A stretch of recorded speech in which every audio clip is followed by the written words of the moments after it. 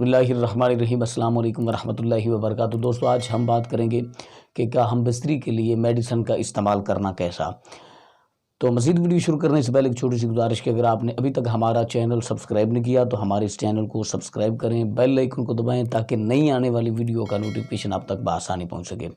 دیکھیں، اللہ رب العزت نے انسان کو ایک ایسی قوت و استطاعت عطا فرمائی ہے، ایک ایسی طاقت عطا فرمائی ہے کہ جو کہ انسان جب غلط کاری کی جانب نہیں جاتا تو اللہ کریم اس میں برکت پیدا فرماتا ہے، اس میں اضافہ ہوتا ہے۔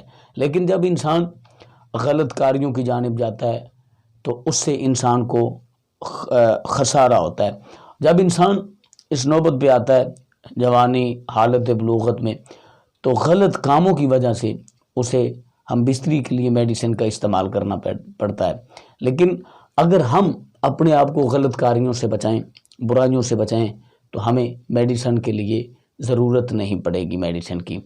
اور اگر ہم جو بہت سارے لوگ ایسے ہیں جو میڈیسن استعمال کرتے ہیں، دیکھیں میڈیسن استعمال نہیں کرنی چاہیے، وہ آپ کے لیے خسارہ ہے۔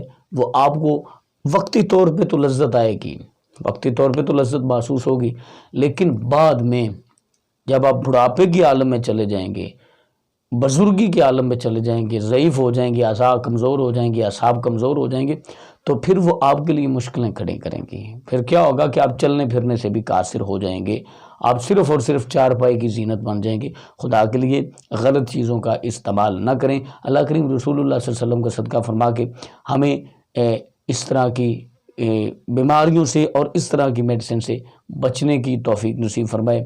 غلط کاموں اور غلط کاریوں سے اللہ کریم بچنے کی توفیق نصیب فرمائے۔ فی امان اللہ۔ اللہ حافظ۔